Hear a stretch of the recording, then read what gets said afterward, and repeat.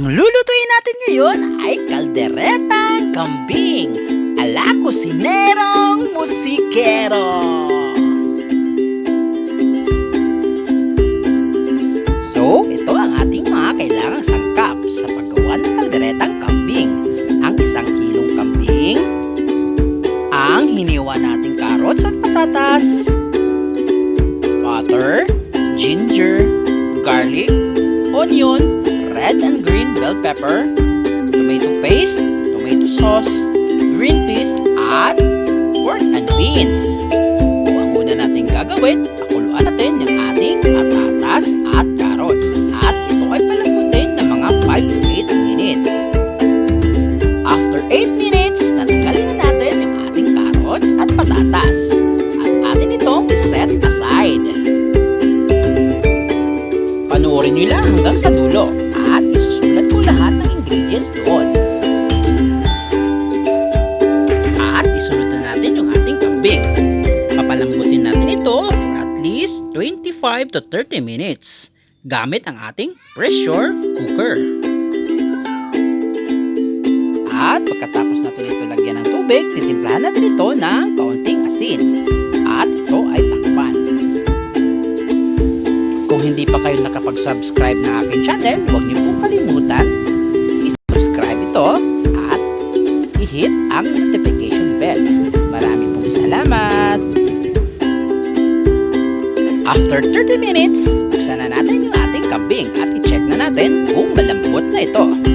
At sa tingin ko, mukhang malambot na ito. Kaya, set aside lang muna natin ito.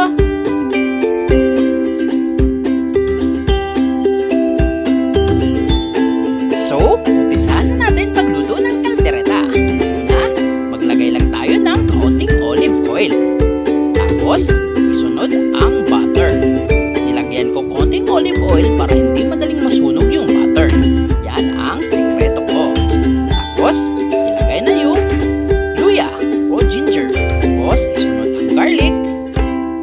Igisa lang ito hanggat sa ito ay magiging golden brown.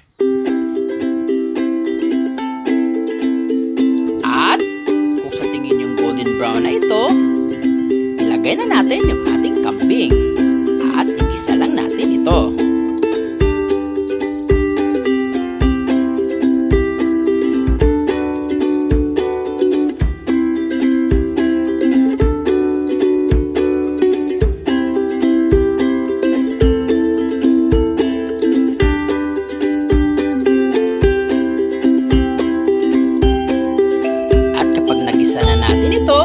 Ilagay na natin yung ating tomato paste.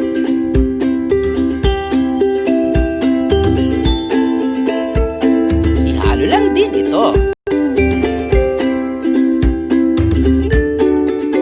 At pagkatapos natin haluin yung tomato paste, isunod na natin yung ating tomato sauce.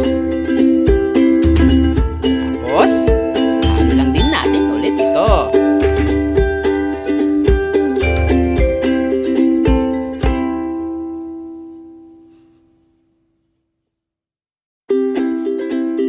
At kapag nahalo na ito, lagyan natin ito ng kaunting tubig para manuot talaga ang lasa sa loob ng ating karne. At lagyan natin ito ng brown sugar at kaunting paminta. Lagyan natin ito ng brown sugar para magbalanse yung lasa ng ating tomato sauce kasi maasim ang tomato sauce. At takpan natin ito at least 3 minutes para manuot talaga ang lasa. At 3 minuto ang nakaraan, ito na yung ating kambing. Titimplahan natin ito ng liquid seasoning. At pagkatapos ng liquid seasoning, ilagay na natin yung ating sinet aside na carrots at patatas. At pagkatapos, lagyan natin ito ng kaunting sabaw ng ating pinagkuluan ng kambing. Kaunti lang ang aking linagay para hindi masyadong malangsa. At tinagdagan ko lang ito ng kaunting tubig para ang ating carrots at patatas ay palambutin ng at least 5 to pa nito. After 8 minutes, mukhang malambot na ang ating carrots at patatas at yung kambing. Kaya, ilagay na natin yung ating green peas. At pagkatapos, palaputan natin ito ng slurry or yung pinaghalong cornstarch at tubig.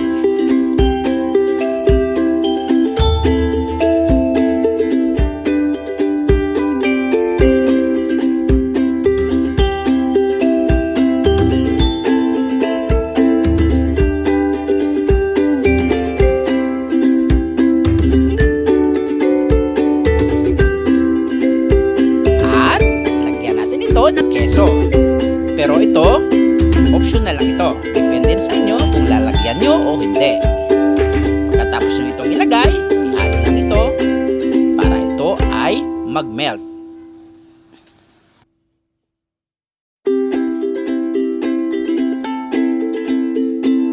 At pagkatapos ko nilagyan ng keso, nilagyan ko ito ng kaunting tubig para may sarsa ang ating kaldereta. At ilagay na natin yung ating mga natirang ingredients. Yung ating sibuyas, red and green bell pepper, yung siling haba, at yung ating pork and beans. Konting halo na lang ito at pwede na ito ihain.